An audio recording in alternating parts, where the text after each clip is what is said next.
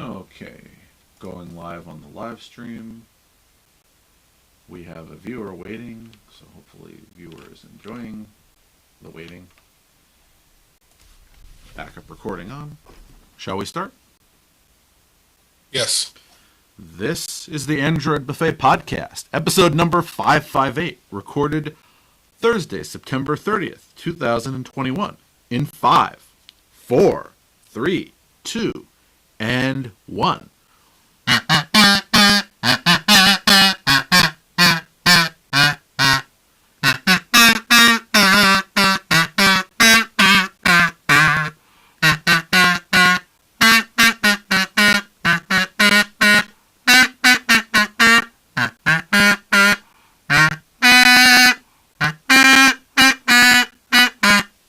Dum-dum-dum. So hello, Jerry. Hello. I never just start the episode by saying hello. Hello. Hi. Hi. Yes, we even got some mail this week. What? Yes. It That's is crazy from talk. Ken. Whoa. Do we know it, Ken? Of course we do. Ken's the guy who emailed us. Oh, but I don't know a Ken. Is this a Ken who's written us before? Is this a new Ken? Do we have a new Ken? I don't know. There are just so many Kens out there. This might be a new Ken or an old Ken. All right. Well, what did Ken have to say? Ken said that I had mentioned in a few podcasts that I have a scanner to scan photos, and I inspired Ken to do that as well. So Ken thought that he should look into a scanner design for photos and wanted to know what scanner I did get. I did get one with a feeder because I had already done all of my negatives and slides, so I needed something that could bulk feed paper photographs. And I ended up with the regrettably somewhat expensive, but pays for itself if you're doing a lot of photographs and don't want to pay someone else, FF680W from Epson, which is a wireless photo and document duplex scanner. However, if you are going for something that does film, they do make some specialized film scanners. Now, he wanted to know about the V600. Now, the thing is, the V600 is a good scanner, and it does do film, slides, and documents. The problem is if you were trying to do something in bulk, and my goal was to do something in bulk, so that's why I needed this. If I do negatives, I could always get a separate negative scanner.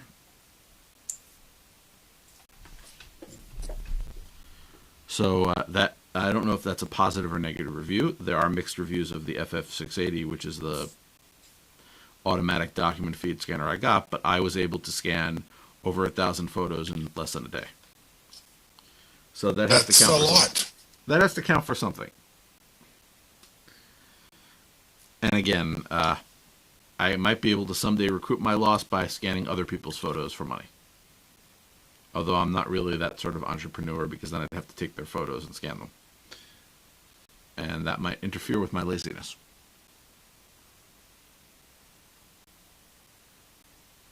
So anyway, there were some interesting stories this week that I can share.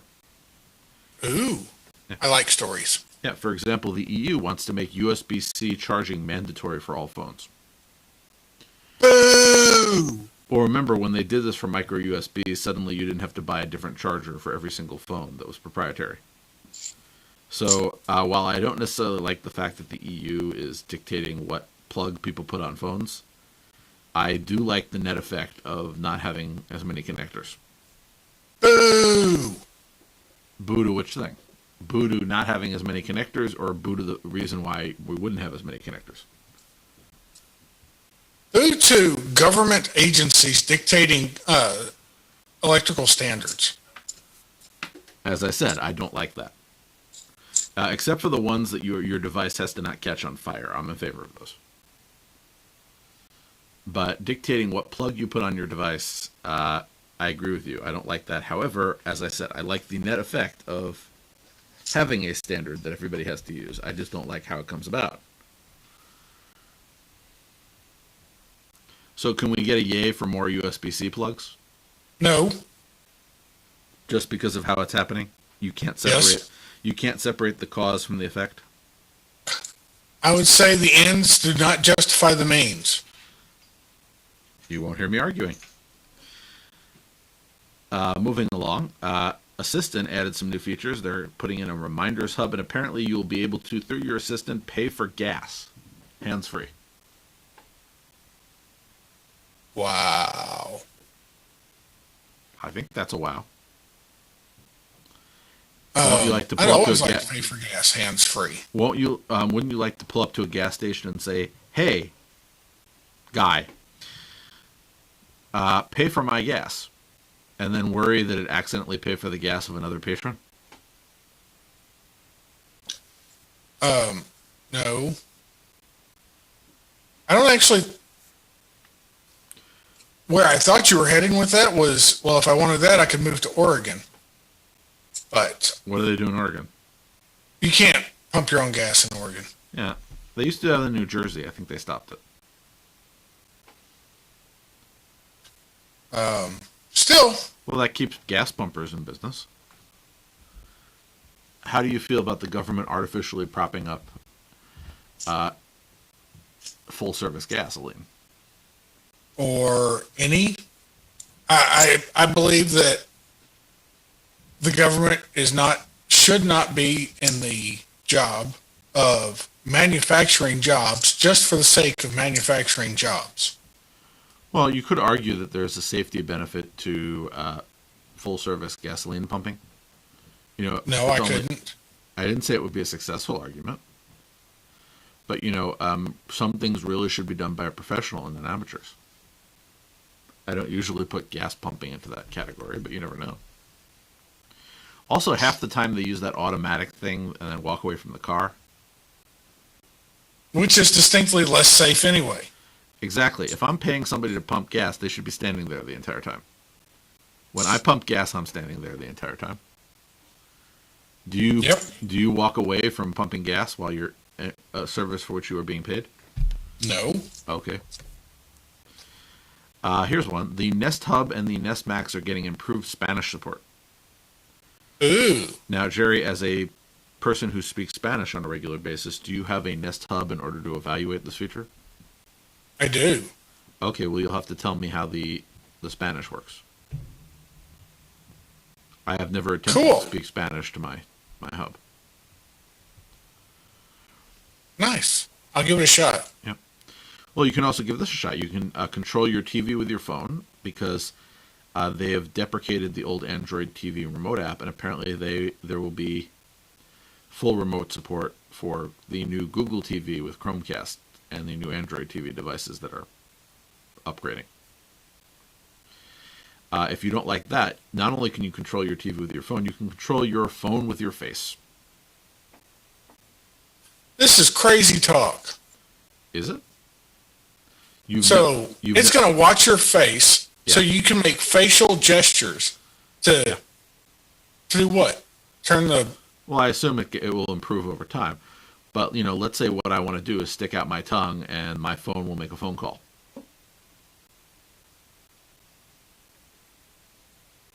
I didn't really give a thought to a useful example, but you get the idea. But again, especially for individuals who may have issues with other ways of using their phone. For example, let's say somebody who has mobility issues with their hands, or those individuals who do not have hands. This could be potentially useful. Huh. And again, the way that we use a phone is not the way everybody uses a phone. All right. I think I would need a more concrete usage than stick out your tongue to make a call. Again, I'd have to give some creative thought to it. Android 13, we don't even have 12 yet, but apparently 13 will have native support for DNS over HTTPS. So Android currently supports DNS over TLS, which is essentially a encrypted version of DNS. But DNS over HTTPS moves the DNS commands over to the port used for secure websites, which means they get mixed in with the traffic, and you can't essentially get information just from the fact that DNS requests are going out. So it is a different approach. And again, if that's what you want, that's what you should have. The downside of this is the DNS protocol was designed to be extremely efficient, and HTTPS is anything but. Well, what about DNS over TLS? I haven't looked at benchmarking. It's still, Yep. it's the exact, TLS and HTTPS are essentially the same thing. You still have that, Well, no. that handshake that goes on. Yeah, the difference is the protocol after the connection, essentially. So they are both TLS. It's just one is going over a different protocol than the other. But either way. DNS was the raw DNS protocol is basically a UDP packet out and a UDP packet back. Yeah. I mean, you don't even have the handshake of TCP, much less the TLS. So I'm curious to see exactly what the difference is, if it's negligible or significant. I'll have to actually get some stats. In the meantime, what I do is I have a caching DNS server inside my system, and that goes out securely to other sites when it gets external DNS, but internally I don't bother to encrypt, being as everything internal is inside my network. Yep. So essentially, anything that I visit regularly is cached anyway, which helps a bit. Well, I wasn't talking about efficiency for you, but the big picture. The computers that handled DNS queries, I mean, they're spec'd to what they need. And they get hit pretty hard consistently. Yeah. Now, if you take the resources required and you quadruple it, then you need much heavier duty DNS servers and a lot more of them. And nobody wants to pay for DNS. I mean, it's not a service you can make money off of. No, so, but it's a necessary evil. It is, but you don't put money, put money on what makes money. Yeah, and security. In this case, it's not so much security, it's more privacy, because technically no one has said that DNS is insecure. They've said it's not private. Security for DNS is DNSSEC, which I gathered is not as much of a performance hit. Although still does not have one. It is a performance hit, but not near as much as going full TCP. Yeah, I'm agreeing with you. But again, I'd be interested to see what providers say about support and what they're concerned about. Because the most common place for people to get their DNS is from their service provider. So I'd be curious to see, let's say, what the big service providers, let's say Comcast, for example, think about this. And if somebody asked them what their plans are. Although soon, as I think I mentioned, I will no longer have any relationship with Comcast. I think I mentioned that to you. Anyway, moving along, Google plans to bring Android's kernel closer to Linux upstream so they don't have to do quite so many customizations before releasing the Android mainline kernel, and they want to do kernel module loading so that the manufacturers have to do less customization. That's always a good thing. Well, that means that updates can be done more quickly.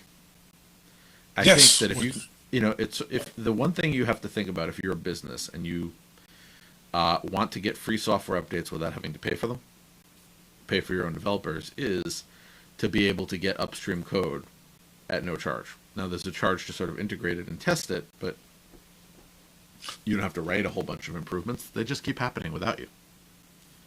Yep. And everybody gets the same improvements too, which is also nice. Yeah, and if you are a developer of Android items, then they've announced the Android Dev Summit, which will be happening on October 27th and October 28th. Ooh. Are you going to be attending, Jerry? I will not be attending. I don't know what I'm going to be doing in the last half of October. Okay. No idea whatsoever. Zero. I have a guess about what you might do on Thursdays at 9 o'clock. I don't know. We'll see. Okay, well, we could always change days. And seriously, I have no idea what's going to be going on. Okay, I hope whatever it is works out and keep me posted, and we'll keep everybody posted on our plans. I keep thinking of, actually going on a vacation where I go somewhere and do something. Don't know where, don't know what, don't know if I'll actually do it, but I keep thinking about it. So maybe that'll be the week I do it. Not to the Android Dev Summit, because I believe that's online. But moving along, Google Photos will be rolling out their locked folder, which there's currently a Pixel exclusive to all Android 6 and above devices. Ooh, nice. Well, the idea of having some security around certain pictures you don't want to share, but still have the advantages of Google Photos makes sense. Although, Yeah. Android 6? Wow. Well, I think that might be the best compatibility they can do, because these things always come through Google Play services, and that may just be the lowest version they support. Still, that's a while ago. Yep. Good on them for going back. If you have a Pixel, the Pixel Personal Safety app is getting automatic video recording when you trigger an SOS. So the app allows you to trigger alerts, and essentially, if you trigger this SOS, it will start doing video recording.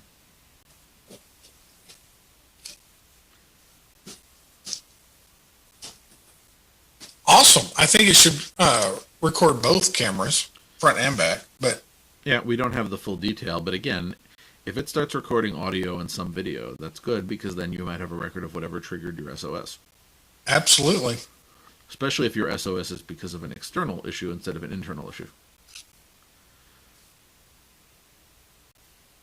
Yes. Yeah, there was also a poll done by 9 to 5 Google. I'm sure you've heard of them. I have. They did a poll on how often do you charge your smartphone. So I thought this was sort of an interesting question. And according to their results, 36% of people charge once per day overnight. Just under 30% of people charge multiple times per day. Once per day in the evening, 10.85%. Once per day in the morning, 8.94%. Once every 2 days, 7.48%. 4% said my device is constantly on charge. Apparently, there were 1.55% that said other, and 1.37% of people waited until their device hit 0%. So, a little over the most common, a little over a third of the people, they charge their phone when they go to bed and and take it off the charger when they wake up. Which is, Yeah. I don't know. And That's kind of what I do. Lately, and my phone hasn't been holding a charge very efficiently lately. But lately, what I've been doing is charging my phone when it gets to below 15%.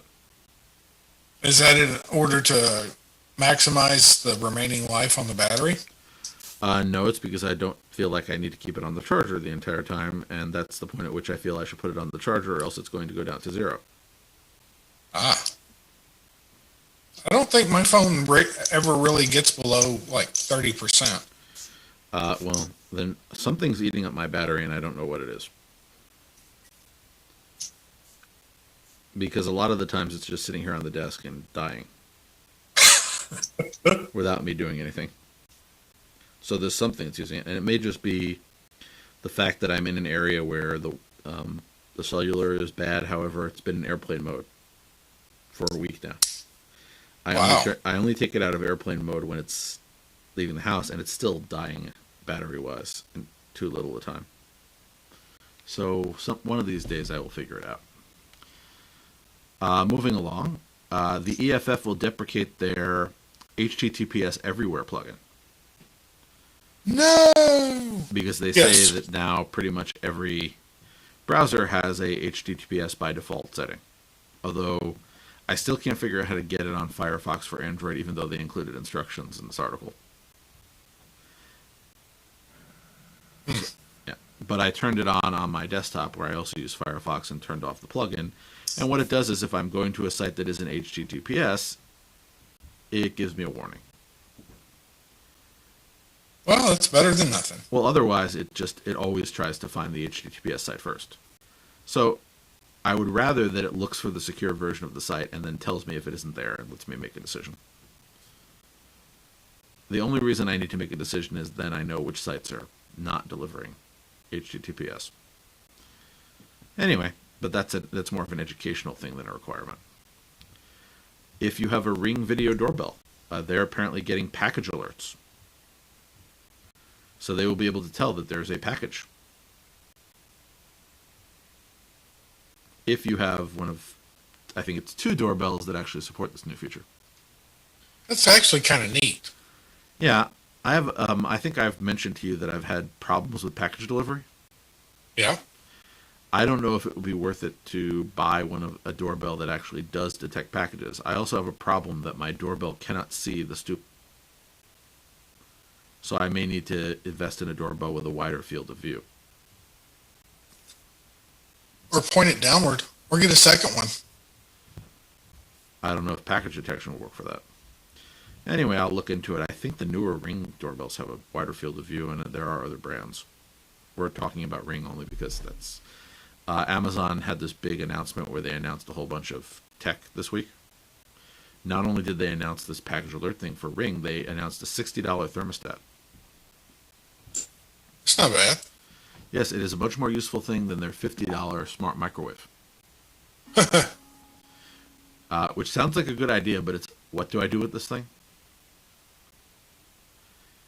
Yeah. Yeah. So $60, again, that's before subsidizing, which some local utilities do for smart thermostats, is less than the Wise thermostat. It's not less than I paid for the Wise thermostat because I got it when it was on sale for pre-order. But there it is. It's a permanent price at $60. It's a very basic thermostat and looks nice. I'm not getting it at the moment, but you never know for the future. They also launched something that I do like, which is a Echo Show that is designed to be a 15-inch wall display. So I think they've realized that people have been either mounting Echo Shows and similar devices to their walls or like converting tablets into wall displays. So they're the first of the companies that does smart assistants to actually realize maybe somebody actually wants something that's designed to mount on the wall. Cool. I like it. I like it a lot. Well, I think I mentioned to you I got that digital photo frame that's like 21 inches. Yep.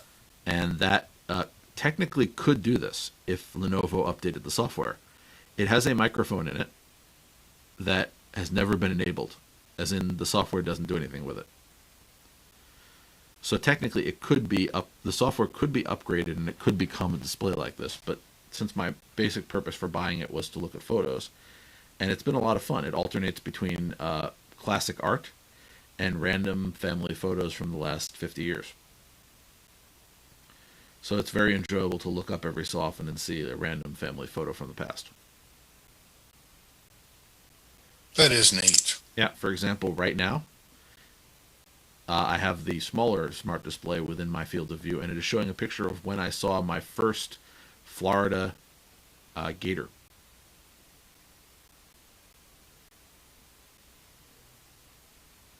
Out in the wild, not in captivity gator. Yeah, you've heard of Alligator Alley? No. How about the Tamiami Trail?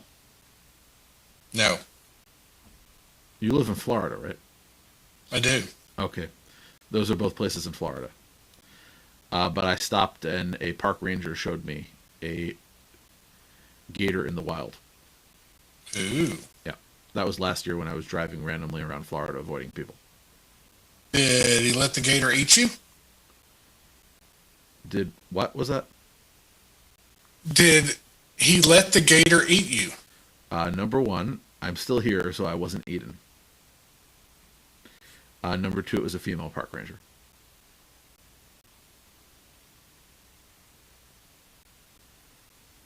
Oddly enough, from Minnesota.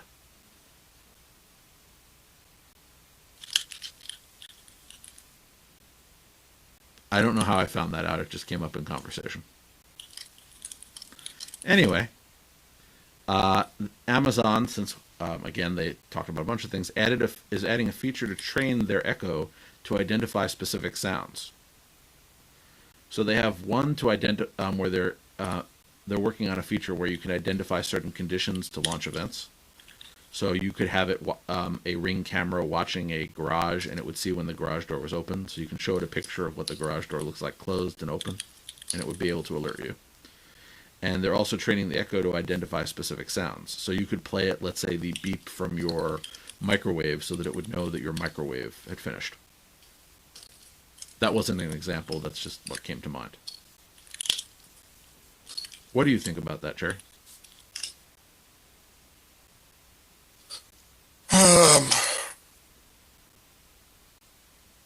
I see applications. I'm not sure if I would do it, but I see applications.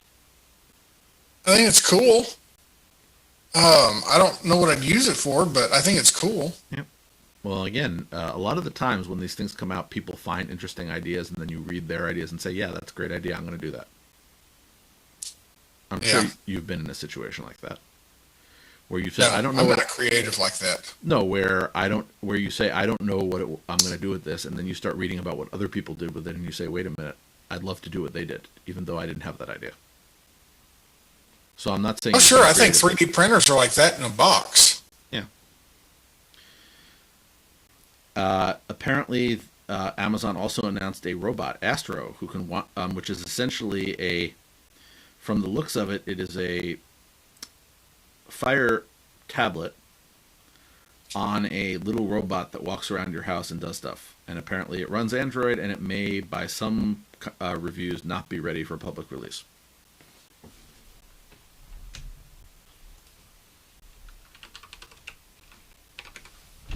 And this thing is actually kind of terrifying and neat at the same time. Isn't that...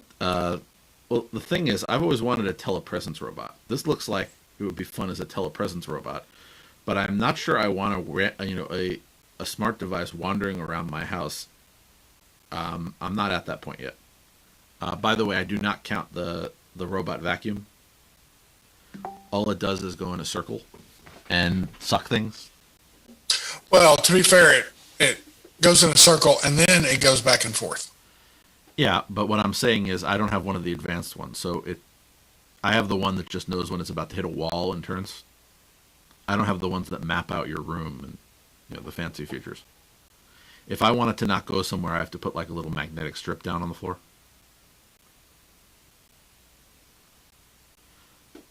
Really? Yeah. Okay. I told you I about just draw little lines on the map. Yeah, that's the fancy model. I have the budget model where what you do is there's a strip you buy and you put it like around the door frame so that it won't leave the room. It's like it's like putting up one of those gates for a baby.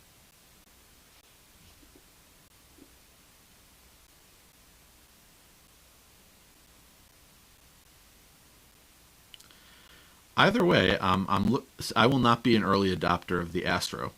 However, I will watch to see what other people say about it once it becomes generally available. It'd be fun if you could hack a device like that and do your own stuff with it.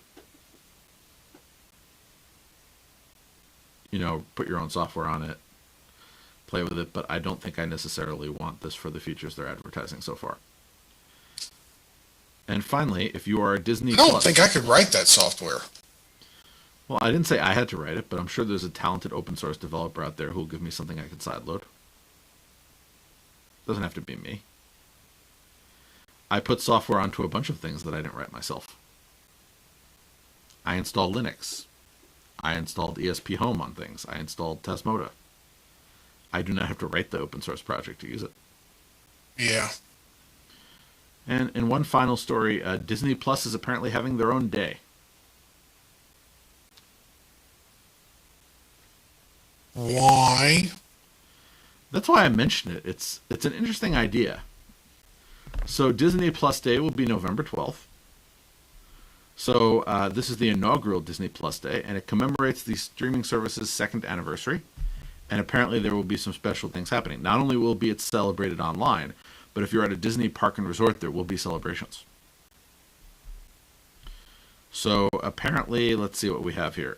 It is a celebration of their subscribers, according to their CEO. There will be photo opportunities, character moments at Disney parks. Apparently, they'll be bringing out some special characters, I get. That's the day you can watch Shang-Chi and the Legend of the Ten Rings and Jungle Cruise, which were originally premiere access on Disney Plus. at no additional charge. Apparently, a new original movie and some shorts, etc. But again, I just find the idea interesting. A day to appreciate the subscribers of your streaming service. Will you be going over to Disney World and taking advantage of the special Disney Plus Day events there? Highly unlikely. Well, I don't know. I have a family friend who went all the way to Disney just because he heard, well, actually, he would have gone to Disney. He went to Disney on a specific day so that he could have a character meet and greet with his favorite character, who does not normally appear at the park.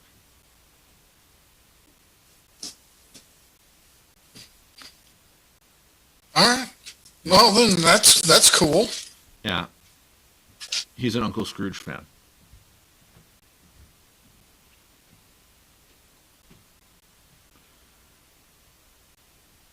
I've silenced you with that thought. You have. Okay, I don't know what to say about it either, but everybody has their fandom. For example, would you go to the Leverage fan meet and greet? No. Okay. I'm sure I could think of a fandom that might get you out of your house. If I had enough time. Anyway, so that brings us to the end of this week. I hope you found everything interesting. No complaints from the live stream this week, which is good. So far, we haven't had any disastrous audio problems. And as of now, unless something changes, I am going back to my apartment. So hopefully by next week, I will be back at my desk where I will find new hardware problems to experience with my preferred equipment. So I'm packing everything up and bagging it after this.